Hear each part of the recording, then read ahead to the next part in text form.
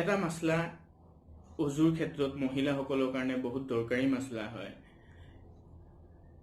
যিসকল মহিলাই লিপষ্টিক বা নখ পালিচ ব্যৱহাৰ কৰে, যদি অজু কৰাৰ আগত নখ পালিচ বা লিপষ্টিক লগাই পিনি অজু কৰি ল'লে, তাৰপিছত লগাই মেলি নমাজ পঢ়িছে, নমাজ হৈ যাব। কিন্তু যদি লিপষ্টিক বা নখ পালিচ লগাইছিলে, লগোৱাৰ পাছত অজু কৰিছে, অজু কৰি নমাজ পঢ়িব বিচাৰিছে, তেনে মহিলাসকলৰ নমাজ নহ'ব, কাৰণ তেওঁলোকৰ অজু নহ'ব। কাৰণ লিপষ্টিকটো অকণমান পনীয়া নিচিনা হয় বস্তুটো, যিটোৰ ভিতৰত পানী নোসোমায়। মানে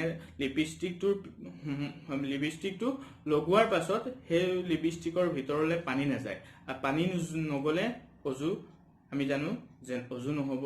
ঠিক তেনেধৰণে আপোনাৰ নখ পালিচ যিসকলে লগায়, সেইসকলে নখ পালিচৰ ভিতৰতো পানী নাযায়,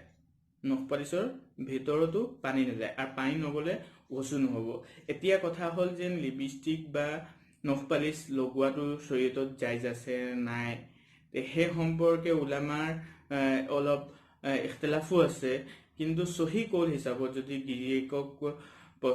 গিৰিয়েকক যদি আপুনি গিৰিয়েকৰ সন্মুখত, আপোনাৰ হাজবেণ্ডৰ সন্মুখত যদি আপুনি ওলাবৰ কাৰণে বা অকণমান আপুনি জিনত এখতিয়াৰ কৰিবৰ কাৰণে সেইবিলাক ব্যৱহাৰ কৰে, তেন্তে শৰীয়তে ইজাজত দিছে।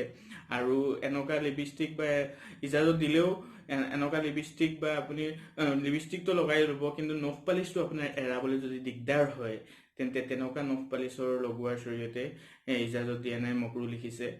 আৰু যদি গৈৰ মেহৰমৰ ওচৰতো আমি সকলোৱে জানো যে বাহিৰত যদি ওলাই যাব হয়, তেতিয়া মাইকী মানুহে চেণ্ট ব্যৱহাৰ কৰিব নোৱাৰে বা আতৰ ব্যৱহাৰ কৰিব নোৱাৰে।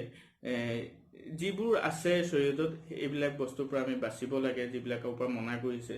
কিন্তু আপুনি আপোনাৰ হাজবেণ্ডৰ সন্মুখত আপুনি সম্পূৰ্ণ আপুনি ষ্টাইল কৰি বা আপুনি যিবোৰ জিনত এখতিয়াৰ কৰি পিনি ওলাব পাৰে, আৰু শৰীয়তে তাৰ ইজাজত দিছে, আৰু শৰীয়তে তাক মুস্তাহছন বুলি কৈছে। কাৰণ আপোনাৰ খাৱিন্দ আপোনাৰ ওপৰত ৰাজি থকাটো আৰু আপোনাৰ ওপৰত সুখী থকাটো বেছি জৰুৰী হয়।